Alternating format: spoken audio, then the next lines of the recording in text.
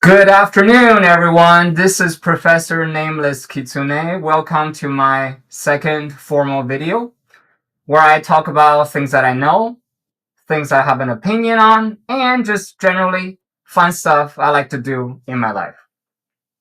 Today's video, we're going to talk about what do you need from your government?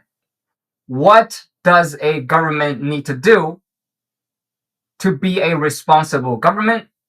Hence, what is a government's necessary responsibilities? And does our current government fulfill those responsibilities? Like I said last time, I have a qualification of having been to college. I have a bachelor's of arts degree in political science and economics.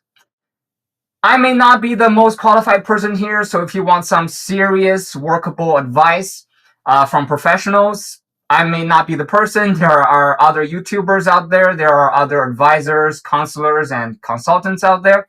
But if you just want to hear a normal guy talk about things that he knows or have an opinion on, this is the channel for you.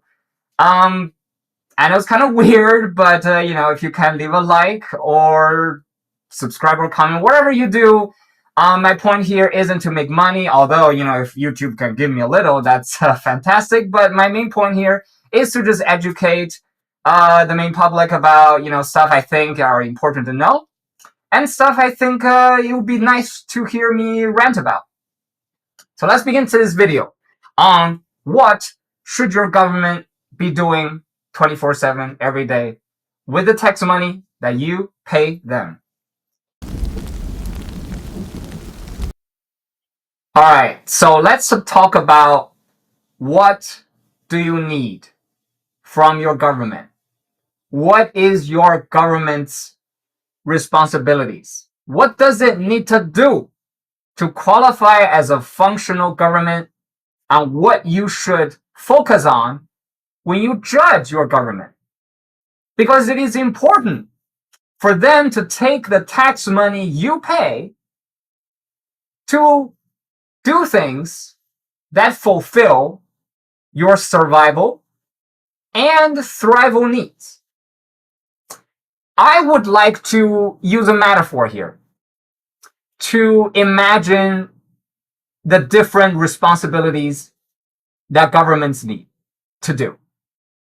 The metaphor is an offshore oil platform.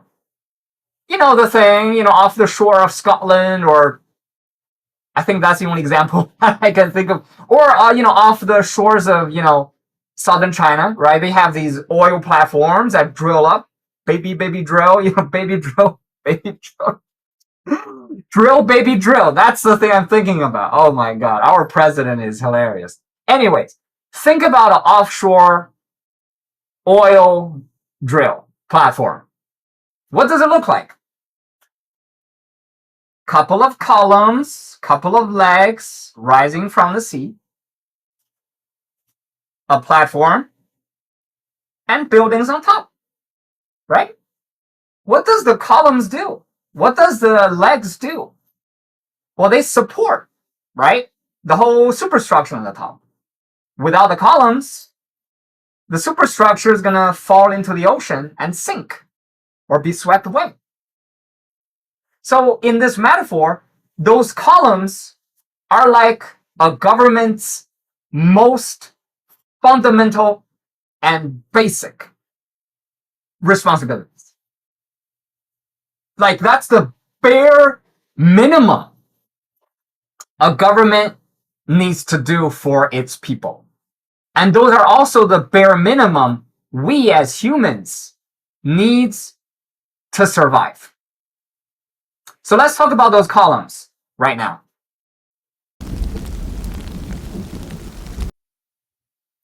So, in my opinion, there are two main columns for this government responsibility structure.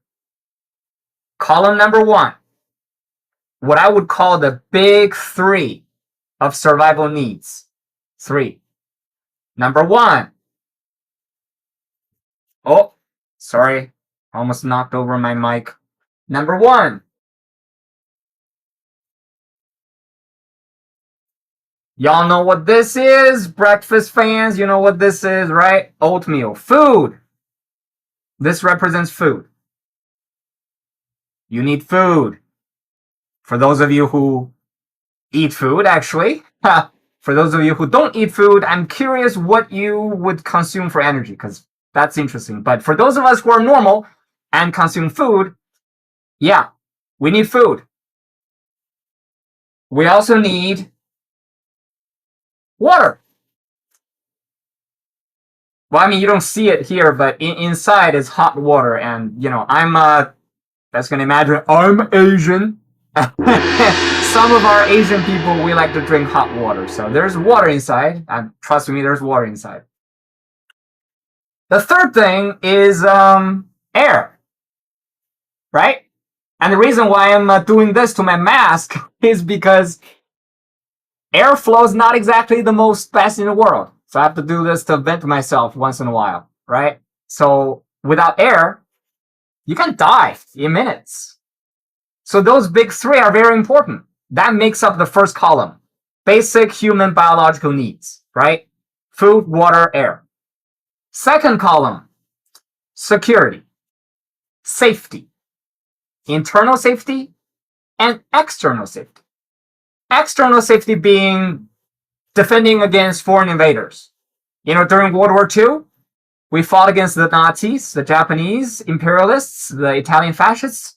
Those were external threats that we had to defend against. Internal threat, like, you know, a killer virus, the COVID-19 pandemic. That was an internal, well, that was both internal and external. A more strictly internal would be preventing domestic terrorism, right? Preventing riots, preventing crimes, solving crimes, prosecuting criminals and putting them in jail, giving them punishments. That is internal security. Both securities are very important because, again, it is about survival, human need to feel safe, to be safe, and not to be gunned down in your neighborhood.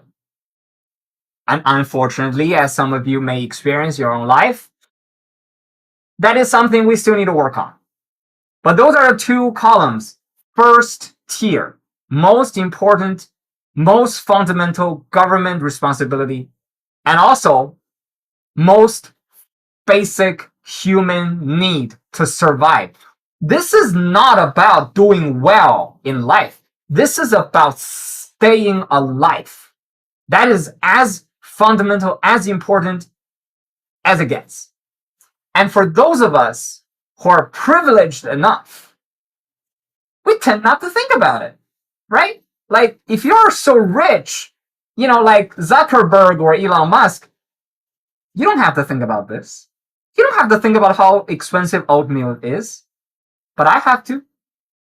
I'm not rich enough to just buy whatever I want. I have to think about this. I do have to think about this. And for those of us who are less fortunate than me, they may not be able to afford this now. They may not be able to afford. And so those two columns, very important to consider, because that is the thing that if you are not able to provide, that means you're not even able to do the bare minimum. Again, this is the bare minimum. This is not some advanced stuff. You know, this is not AI and stuff like that. This is as bare minimum as it gets. And if you're not even able to do this, we can't even talk about other things. Now, let's go to the next tier. Assuming you fix the first tier, let's go to the second tier.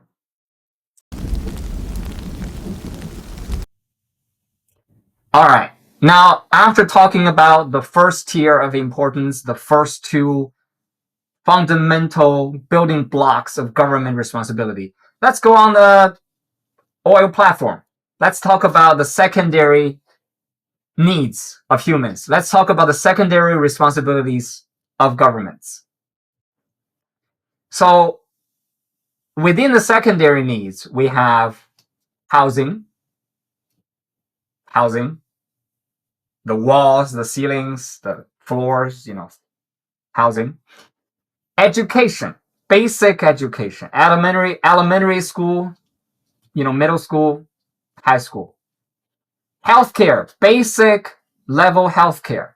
We're talking about life-saving drugs, life-saving operations, basic doctor visits, annual checks, dentists, glasses, stuff like that. Third tier, public transportation, buses, trains, airplanes, like things, if you cannot afford a car, you need to have this, right? High speed rail is within this. You may think that's fancy schmancy stuff, but China is able to do it pretty well. Japan, France, they're all able to do it pretty well. So I would put that into the second tier. Health insurance. We talk about health stuff, and health insurance and health technology. You have to make healthcare available, affordable, efficient to as many people as possible, right? What else can I think of? Remember, for my videos, I rarely script them. So you will see these moments where I start thinking and stop talking. Basic technology, right? We're not talking about iPhones. That's not basic.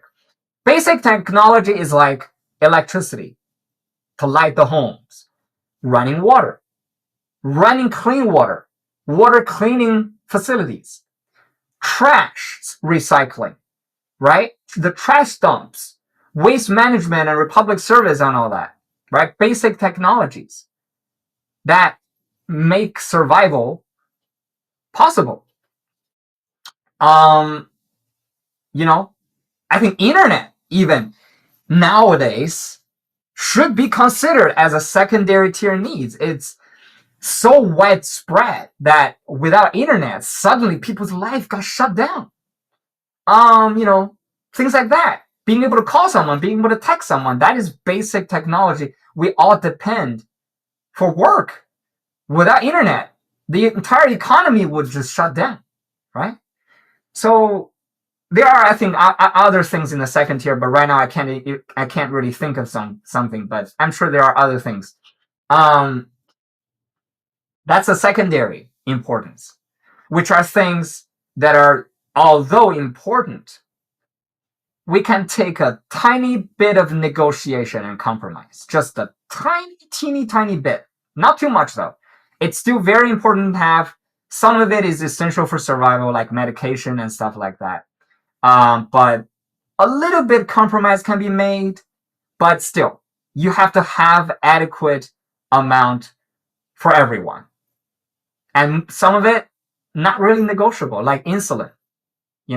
Like for some people, if you don't take insulin, they will die. And for a lot of people in this country, they cannot afford it. And so, yeah, the first tier is obviously like the bare minimum, but the second tier is also very important. You cannot live without it. There's only so much compromise we can make on the second tier before it becomes too much. And we have to be mindful when we look at what the government does and understand what is important and what isn't. And that's when we'll talk about the third tier, because the third tier sometimes includes stuff that are not actually important.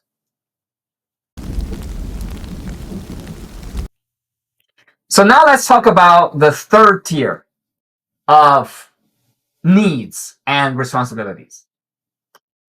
We talk about the first tier as being bare minimum survival needs. Second tier as being very important survival needs and basic thrival needs. The third tier now is beyond survival and more in the area of thrival. Means it's not just about staying alive. It's actually about living quality, living standard, the quality of living. So now we're no longer talking about staying alive. We're talking about, we're beyond that. We're more than that, right? So having the third tier is based on the understanding that we've already have a solid function of the previous two tiers, right? So what's included in the third tier? Now, higher education, colleges, universities, research, grad school, good public transportation, like national network of high-speed rail, cheap, quick, efficient buses, and bike lanes, low emission from cars, organic food, drinking water without microplastic, cheese, cheese that's actually cheese, things like cheap housing, quality housing, really good air quality, really good healthcare, like advanced healthcare technology, advanced medication, efficient public insurance that gives you good insurance while also keeping the waiting time low. Things like a good provision of goods and services that you can freely elect to buy, right? A well-designed, well-functioning consumer economy that give you what you want with fair price and low unemployment, right? This is the tier that is beyond survival. And some of what I described is no longer necessary, that we can totally take a compromise on, like higher education. Not everybody in America goes to college, and not everyone who graduates from college gets a job. So that is something we can take a little bit more compromise on, where not everybody have to have it. You only have to provide it to a certain numbers of people.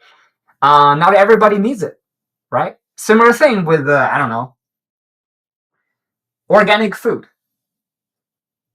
Can everybody afford organic food? No. Do we need organic food? Arguably, yes. I personally like organic food, but I will eat non-organic stuff if I don't feel like having to spend the extra dollars on the organic food. This is a level, right? The third level is something that we can kind of have a little more room to talk about it, whether or not that is necessary.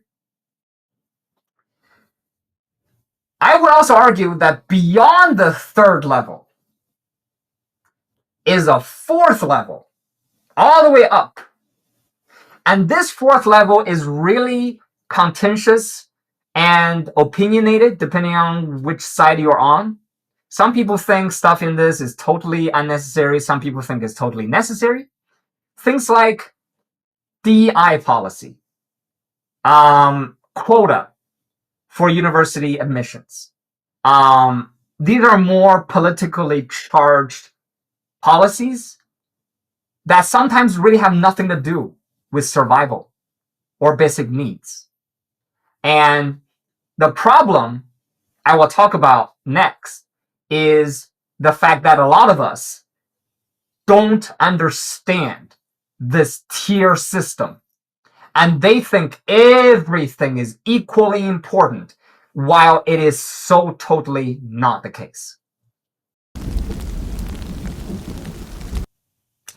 So let's talk about, in the last section, the problems we have in America today. I just described to you the tier system of needs and government responsibilities.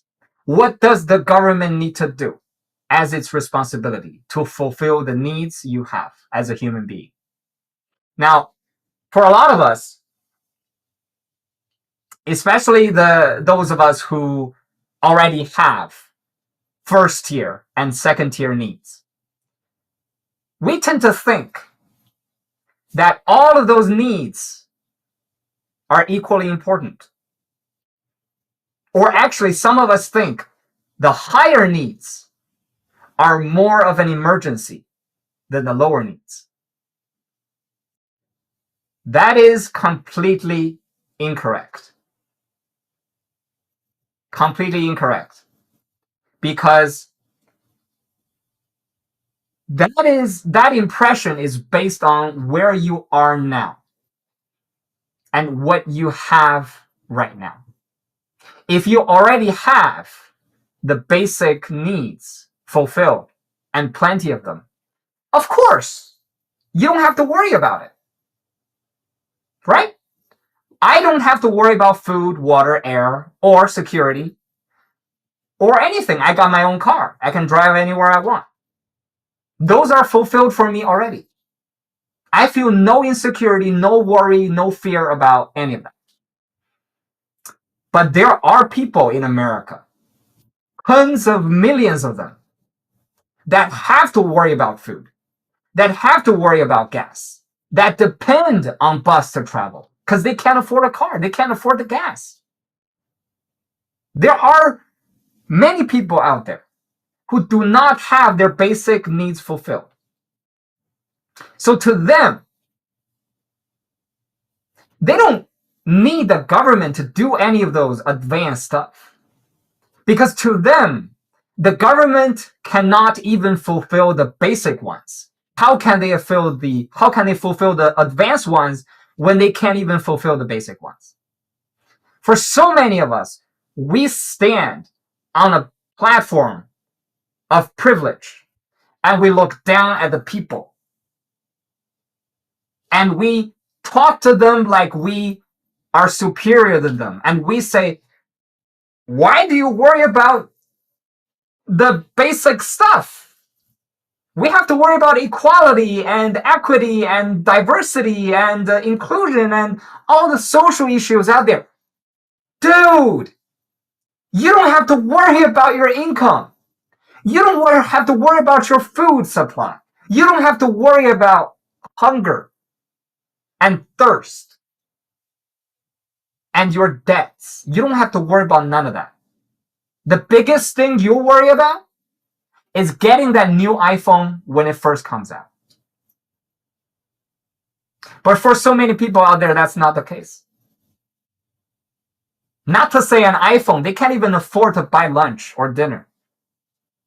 So for them, when they look at social issues, cultural issues, the culture debate between liberals and conservatives and Democrats and Republicans, they don't care about that because they cannot afford to care about that. They're too busy thinking about, can they feed their children tonight? Can they afford to buy gas to go to work 2 hours away? They have to worry about their mounting medical debts because taking one pill could mean a difference between bankruptcy and not. And for them,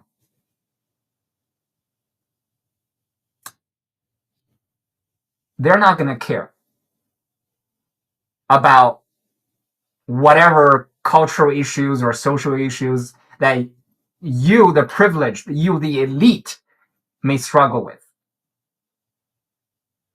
Because you don't have to worry about what they worry about, but they have to. For you, skipping a meal is about losing weight. Because you have the choice to skip a meal. But for those out there who are not privileged and not a part of the elite, for the common people out there, for the working class, they are forced to not eat because they are not being paid enough, they have too much debt, or the government stopped funding SNAP.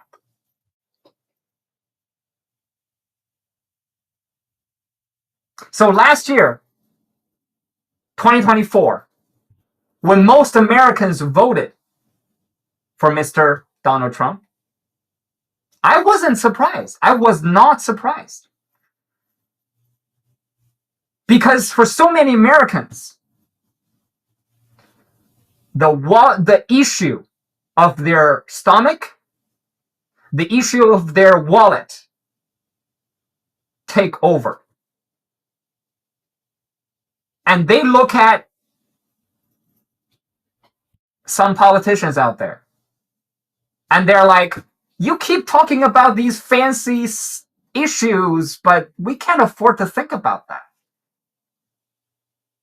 We can't afford to think about that. All we can think about is, are our children going to go hungry tomorrow?